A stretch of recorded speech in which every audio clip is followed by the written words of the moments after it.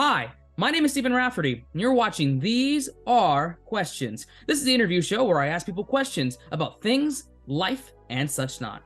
And today's guest is a multi-talented, up-and-coming DJ that is killing it in the game today. Please welcome the one and only Bethel Mahoney. Thank you. Hello. My pleasure, my pleasure. Thank you, Bethel, for being a part of These Are Questions. Hope you're doing well this evening. I'm very good. I'm very excited to be here. Thank you for having me. You're very welcome, very welcome. Excited to interview you here for the show. And before we get right into the show itself, I need to explain the rules of These Are Questions. Bethel, I'm going to ask you a series of questions going to be based around your career and aspirations, along with a mixture of questions that are borderline idiotic, well, randomly stupid. Do you accept those terms?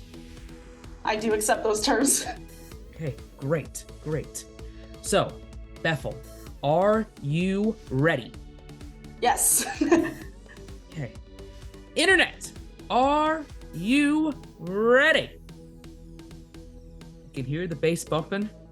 I can hear people raising their roofs. They're making it happening. Dating myself back to the 90s here with that reference, but it's okay because the internet is ready. Yes. Yes. With that in mind, let's begin. So thank you so much, Bethel, for being a part of These Are Questions. I greatly appreciate it. I'm excited to interview you for the show. But I want to dive right into it by asking this important question. And this important question I want to ask you is that, you've been doing a lot of DJing work professionally here, and I want to ask you, what attracted you to start pursuing DJing professionally? And talk to me about the early stages of your DJing career.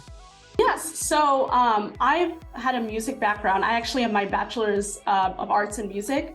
And I originally started with the cello, but I've always wanted to dive into music technology. And, anytime I'd go anywhere and there was a DJ, I would always get annoyed because they would not transition to the next song in a certain way. And having that background just made me go like, I really, what if I try to do this myself?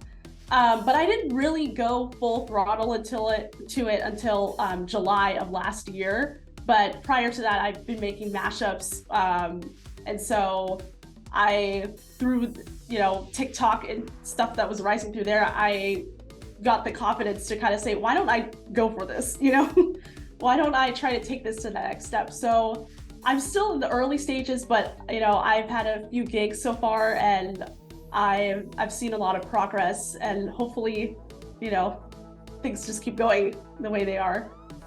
Mm-hmm. Absolutely, absolutely. And it's especially for early stages, the best thing is just putting yourself out there, seeing what works, what doesn't work. This is the really fun part, because you get to experiment with all these different ideas, and you're established, but you're getting there. You're getting more established. You have that freedom to play around with things. As if you were really, really established, you have your own style and your own vibe. Not that you can't change that, it's just harder. But when you're first starting out, it's the best time, because you can just throw everything to the wall and see what sticks and see what doesn't stick.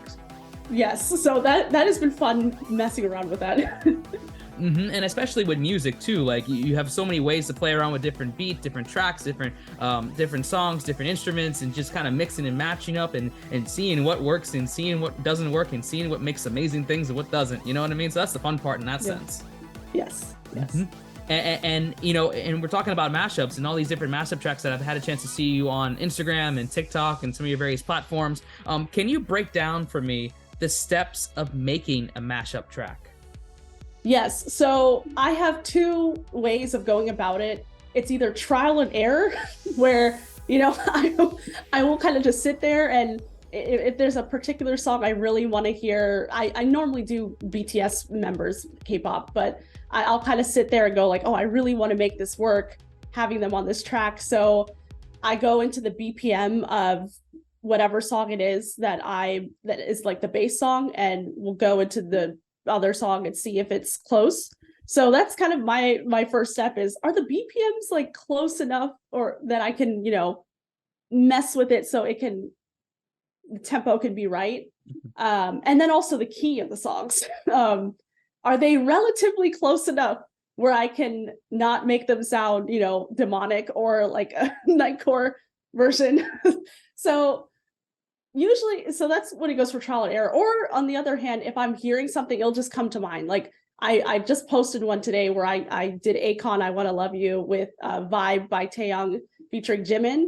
When I heard Vibe, I knew that I Want to Love You was going to go with it, because just hearing it, I was like, these are going to go together. So yeah, first is like the BPMs, and then the technical stuff, which is all about downloading, getting access to the songs, getting the MP3s, being able to separate the instrumental and the acapella so that you can kind of manipulate as you go, and then matching them together, which is what takes me the longest, is sitting there and kind of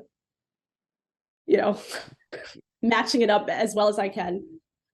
Okay, very cool, very cool. Kind of, it's like the maestro, kind of picking and choosing, picking your little beats, picking your little nuances there, picking your instruments and seeing how it kind of plays around, how it works there. Yeah. Very cool, very cool, very cool. As a talent in itself, and you have that musical inclination where you can kind of sense what music could work with something else, you know what I mean? And that's something you build off with confidence, and you build off with just years of experience. So that musical inclination that's inside with you is going to build off as you continue more into your DJing career. Yes. So that's awesome. That's awesome there. Thank you. You're welcome. You're welcome. Let me ask you, Bethel, which is scarier, public speaking or clowns? Well, personally, clowns scare me a little bit more. Public speaking kind of goes with DJing, where I kind of have to, get used to being in front of people and stuff. So clowns, I think clowns are scarier, because I've always been scared of them. So Well, okay, fair enough. Fair enough. They say people are either scared more of clowns or more with public speaking, and they say people will rather die than do public speaking, which is crazy, And wow. And some people say they rather not see a clown, or excuse me, they rather die than see a clown. You know what I mean? So yeah, it's something there. Not afraid of either, thankfully. But let me ask you this as a follow-up to that. This is unrelated but related. What happens if you get booked for a gig and all your audience members are all clowns? What happens there? Well, I would have to overcome a new fear at that point. I think I would wear sunglasses to kind of dim so I don't really see who's in the crowd. For me, clowns are worse than public speaking. So yeah, I would manipulate the situation to deal with it. Yeah. Okay. Fair enough. I respect that. You'll just have your clown mashups as the back burner, just to prepare for that as you could just calm the clowns down in the venue. Yeah. Okay. Cool. Let me ask you, are you stressed right now? Mildly, but not too. It's a good stress of like, oh, we're doing this. I'm really excited. I feel like there's good and bad stress. Okay. Since you followed up with good and bad stress, what's one way to de-stress? Well, a new way I have been de-stressing is on YouTube. You know how they have those like ambient things like the fireplaces or rain sounds? Yeah. I put rain sounds. I'll put it'll be like a New York apartment with this rain ambiance, and I'll just kind of put that and sit. And I think that's a good way to de-stress. Okay. That's fair. I do that sometimes too. I have the little fireplace on, or I'll do the lo-fi hip hop, and just kind of stress in that sense there. I don't put clowns on. I think that would make people more stressed. But I'll put the lo-fi. I'll put the lo-fi clown. I mean lo-fi hip hop, not clowns. I swear. I swear hip hop. Yeah. Okay. Cool. And you've already kind of mentioned it because you mentioned BTS, and listening to a lot of your mashups, I know that you are a big BTS fan. If you had the chance to work with any member of BTS on a mashup, which BTS member would you work on for that mashup, and why? Yes. So all of them are talented. I could do well with a collaboration with any of them, but I think for me, Suga would be my pick because he does more hip hop. I do all these K-pop mashups, but I like mixing them in with hip hop. For his solo music, he's done a lot of hip hop and stuff. I think that would be really cool to work with him and make a song or somehow collab to do that. Yeah, I think Suga would be my pick. Okay, you heard it here. You know what we're gonna do? We're gonna send it to BTS's contact info. We're gonna go to find a BTS email or slide into their DMs and be like, "Hey, let's do a collab." Yeah, well, I'm not joking. I hope that happens. I have been tagging them in every mashup I do. I'm just kind of like, maybe. You never know. You never know. It happens. Like you only know if you try, right? You'll know an answer. But if you don't try, then you know the answer is gonna be no. So. Mm-hmm.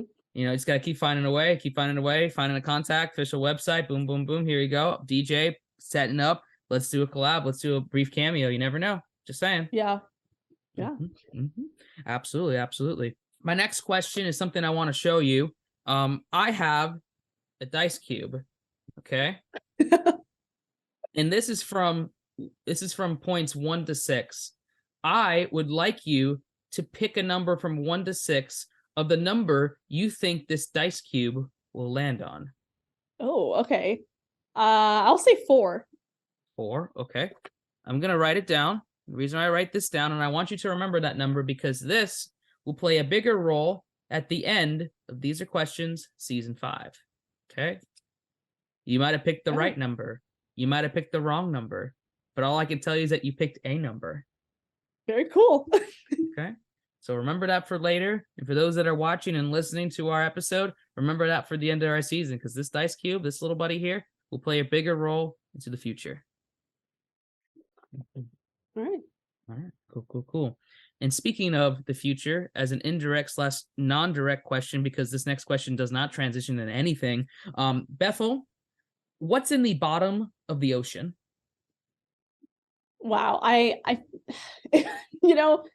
I did take some oceanography in high school, but that is long gone. So I could not tell you what is in the bottom of the ocean. I don't know. Okay. A lot of people don't know, and that's fine if you don't know. I don't know either. That's why I asked the question, because maybe you might have known. I just know that there's a lot of darkness down there. Yeah.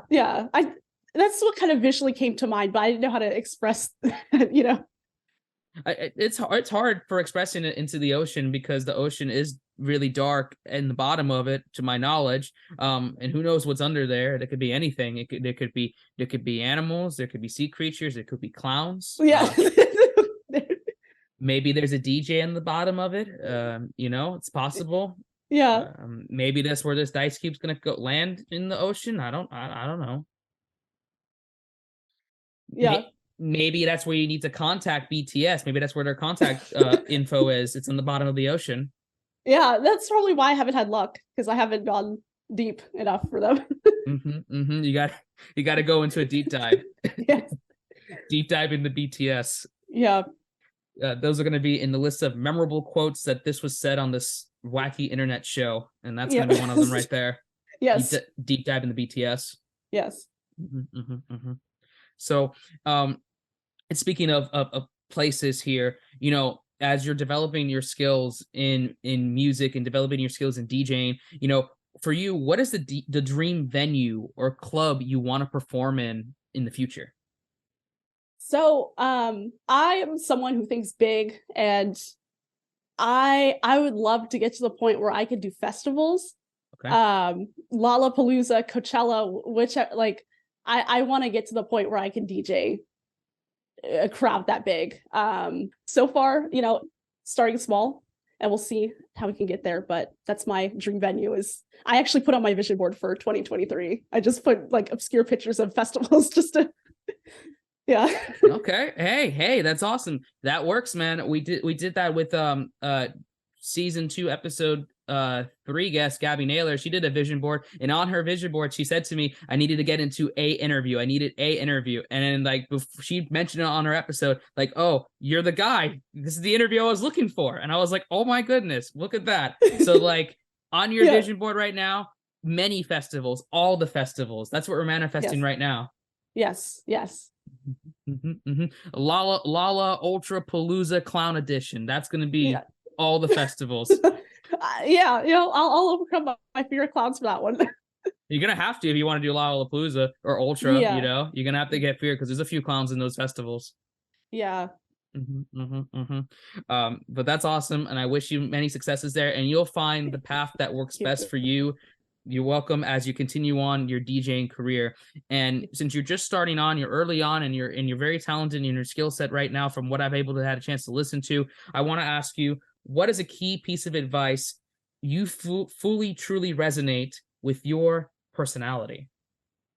So, I would say staying positive has been a huge one because um, putting myself out there on the internet, there's been support and there's been negativity, and not everything's a hit when I post it. And so that can be discouraging sometimes. But seeing where I've gone so far, you know, being consistent I have really taken that advice of staying positive to heart, because I know that the outcome of working this hard, there's going to be a great outcome at the end of this. So I just have to keep going, and it's been fun doing this. But yeah, there could be some setbacks that can happen from, especially with the internet. But it develops the character, and in order to do great things, you're gonna have to go through some resistance. It's like Yeah. a diamond, putting pressure on the diamond and putting a lot of pressure on the diamond in order to get the actual stupid diamond. Yes. Yes. It's just building and building and building. So, and you're just starting, so like you're gonna have a lot of highs, you're gonna have a lot of lows, a lot of middles, but you just keep going through the roller coaster of careers. Yes. Yes. I am not comparing myself to Will Smith or anything, or anyone who's big. I don't know why Will Smith came to mind, but my friend said the other day, she's like, you're just going through your beginnings right now, because I was having a hard day on Friday, and she was like, no, like everybody who ends up getting there, they have really hard days, and like as far as like career stuff goes. So that I had a moment of that stay positive advice recently. So yeah. It's testing you, and like in any form of not just entertainment, but just any form of doing something that you want to do. It's never going to be truly easy. You're gonna have moments where it's really tough, very tough, extremely tough, times where it may break you, but you just got to keep pushing and keep moving and keep trying different things. And then, just like you have to go through the tough times, you're going to go through good times. Tough times don't always last, and good times don't always last either, but you just balance in and out. If you're in a tough period, you're going to go to a better period, and vice versa. Yeah. It's how life works, I think. Sort of. Who knows? Yeah. But good advice there. Good advice. Staying positive is always very important there. Yes. As we're kind of wrapping up in this kind of rapid fire, these are questions interview, I have one more important question I want to ask. But before I ask that, since you said you're a hip hop fan, who are some of your favorite hip hop artists? Curious. Well, DMX, rest in peace. He's in college. I listened to a lot. Migos. I listened to so much throwback from like the 2010s. That's kind of been what I've been going through at the moment. I'm trying to think of another that comes to mind. Waka Flocka Flame. I've been listening to a lot of him. Giving really obscure rappers right now. Yeah, those are a few that come to mind. Okay, very cool, very cool, very cool. I'm that's interesting on there, especially BMX fan. Obviously, X gonna give it to you, for example. But yeah, yes. I love a lot of independent rappers and artists. Some of my favorites include like Anderson .Paak before he got really, really, really yes. big. Oh yeah, yeah. I met him a few years ago, and before he got super big, and then I saw him last year for the Super Bowl, 2022 for the Super Bowl, and he was playing with Eminem, and I was just like, oh my goodness, I met him, and now he's on the Super Bowl, the big thing. You know what I mean? It's crazy. Yeah, that's cool. Yeah. So he's one of them. Another one is George Watsky. Is a big fan of him and his fast style rapping. And then two that I interviewed for These Are Questions. A shout out there. My season one first guest ever was a rapper, Mikey SB. If you're into like chill rap and chill hop and like positive message there, going back to positive messages, he's a great rapper, good friend of mine. He's always been cool with me, so to shout out to him. And also season 4 guest Alyssa Marie is another extremely talented female rapper who is also killing in the game, so giving you some kind of, maybe you want to check out their mixes there, and maybe you never know if you like there. I always love sharing it there. And also just off the cup, MF Doom, shout out to him. He's dead, but shout out to him, another amazing rapper. He's your favorite rapper? Yeah. Yeah. So giving you some suggestions there. Just saying. Just saying. Very Mhm. cool. And of course, after you asked, I had more people come to my desk. Like I just realized, oh, Megan Thee Stallion. I listen to a lot of women who are rappers too. So yeah, yeah. Yeah, absolutely. Now, when you're done with this interview, you're gonna remember like 20 different rappers and 20 different hip hop artists, and I'm like, oh yeah, there's this person, like this person, Yep. like it's always like that. It's in the moment of the interview, it's like I can't think of it, but after it's like, oh, I could have said this or I could have said that, and it's like, what happened here? You know what I mean? Yeah, have had one of those moments, but now I have to throw Megan Thee Stallion in there because I do listen to her a lot. So Okay, there you go, there you go. Hey, good collective mix here of hip hop artists and talented musicians and rappers there.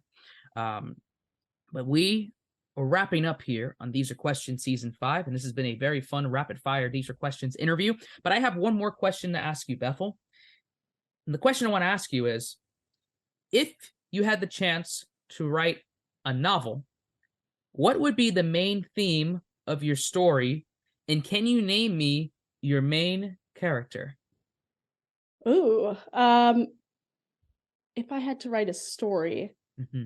A novel. my a novel. Yes. Yeah, a story is different. The first thing that comes to mind is your own self. I guess if I had to write a novel, I would probably write it about overcome. I want to give a good answer, like something creative. I don't want to give myself like kind of um. Oh, I think I would do a novel about. Sorry, this is taking me. No, you're good. Think about this. This is it's a loaded question.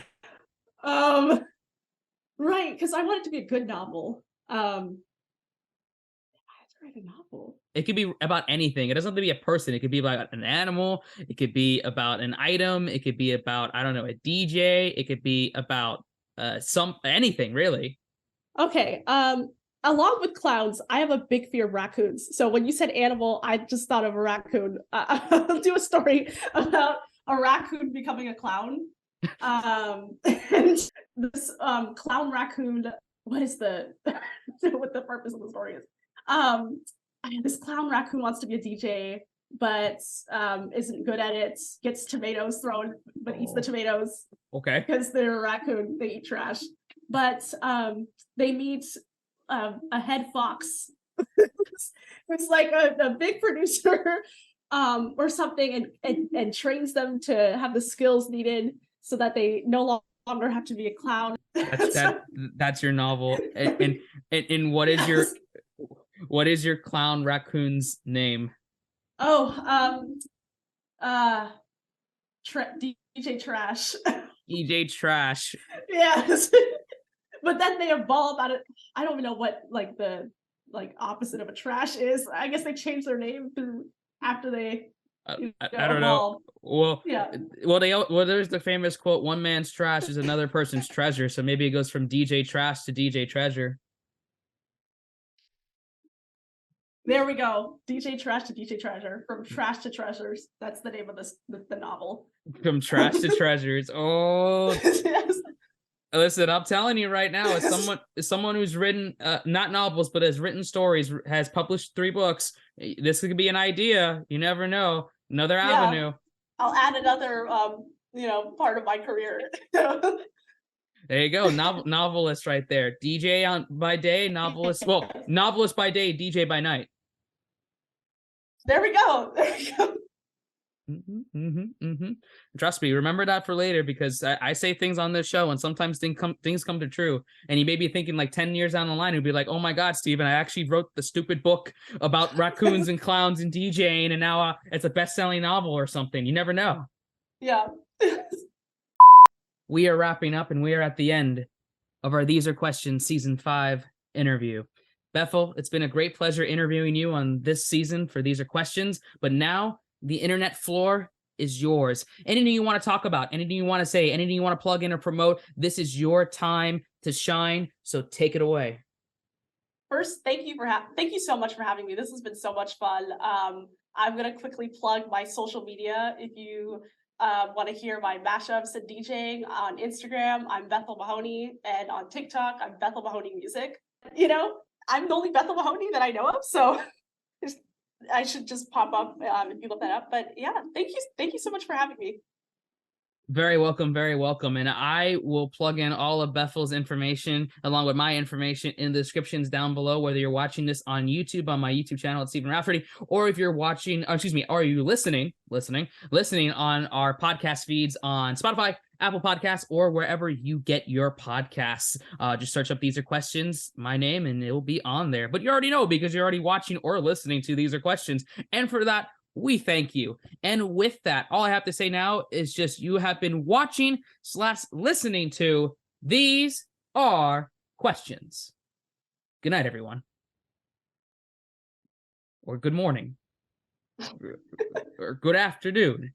Or, you could be watching this at like, I don't know, 9:27 in the evening and like in Japan. I don't know. Or in Australia. Or in the bottom of the ocean. Yeah. Who knows? Who knows? But wherever you're watching or listening, we appreciate you. So, good night, everyone. Bye-bye.